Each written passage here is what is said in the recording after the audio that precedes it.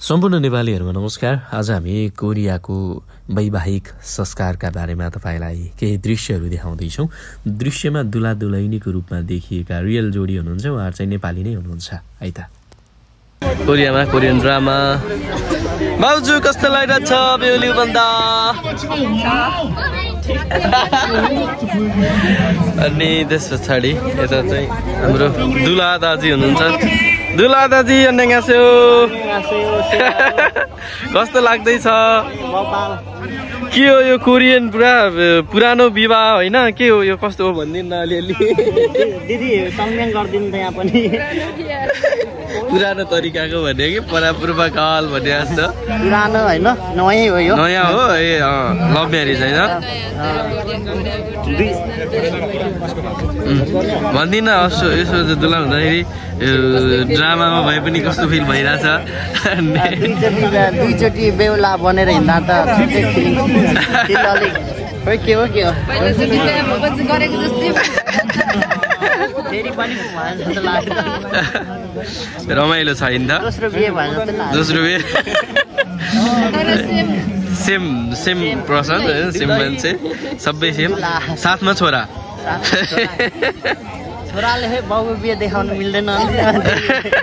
नेपालमा गरी होला, अब कोरियन विवाह देख्ने भयो। पुच्छर तान्दैछ बाबुले। कोरियामा त बच्चाहरूले अगाडि अझ फुल छर्काउँदै बाटो देखाउँदै भनेको थियो। ल ह्याप्पी म्यारिड लाइफ दाजु है त। आदित्य लिम्बू कस्तो लागिरहेछ दुलै बोक्ने जिम्मेवारी पाउँदै गर्दा? के एयरप्लेन यो पनि उडाउन थाल्यो क्या? पुरस्कार पाइन्छ रे। हो र? माथि गयो भने ए यहाँ साइकल पनि छ, धेरै छ नि यो पहाड त। खड्का दाइ यस्तो गर्नु पर्यो। ए खै उडाउन ए यहाँ चाहिँ अहिले ट्याक्कै यो एयरप्लेन बनाएर उडाउनेवाला चलिरहेछ, पुरस्कार पाइन्छ अरे। कसरी हो ठ्याक्कै थाहा भएन मलाई चाहिँ। ए हो र? है उडाउने खालको कार्यक्रम हुँदैछ अब। 영감이 좋아요. 세이프 팀 좋았지. 워크 넥스 1, 2, 3. सबैले चाहिँ उडायो।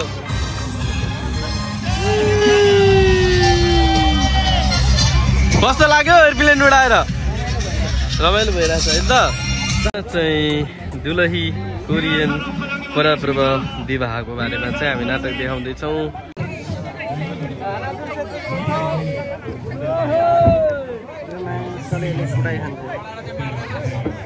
ल दुलैनी बोके है केटाहरूले। ल दुला चाहिँ यहाँनिर एक घोडामा चढेर ठक्क है। होइन दुला त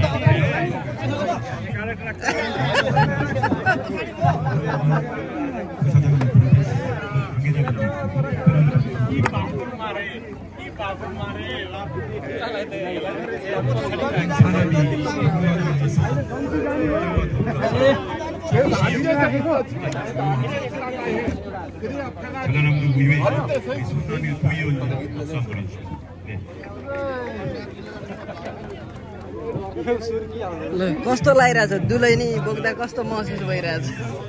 अर्कैको भए पनि दुलैनी बोक्दा त राम्रै हुन्छ।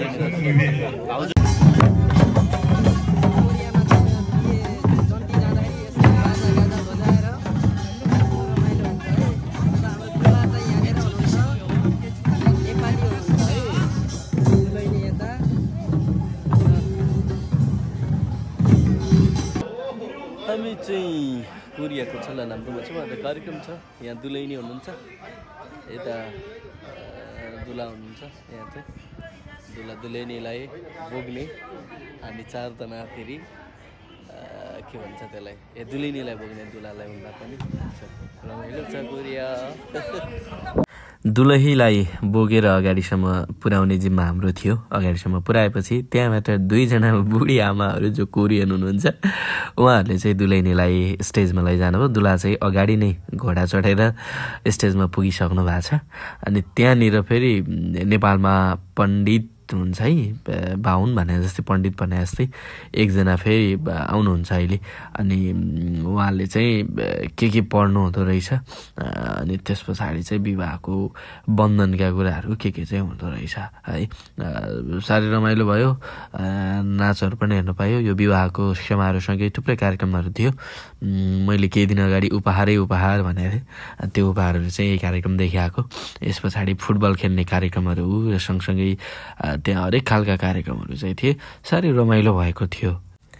नेपालमा जस्तै दुलहीलाई चाहिँ दुलाले बोक्ने कार्यक्रम पनि हुँदो रहेछ कोरियाको विवाहमा। अनि यसमा पनि यो हाम्रो दाजुले भाउजूलाई बोक्दै हुनुहुन्थ्यो। अनि अलि अप्ठ्यारो चाहिँ मानिरहनु भएको थियो। त्यो बेला भाउजू चाहिँ थोरै रिसा जस्तो देखिनु भएको थियो। सो साह्रै रमाइलो माहौल है। त्यो होस्ट गर्ने पनि जिस्काइरहेको थियो क्या, अनि बोकेर चाहिँ हिँड्नु पर्दो रहेछ।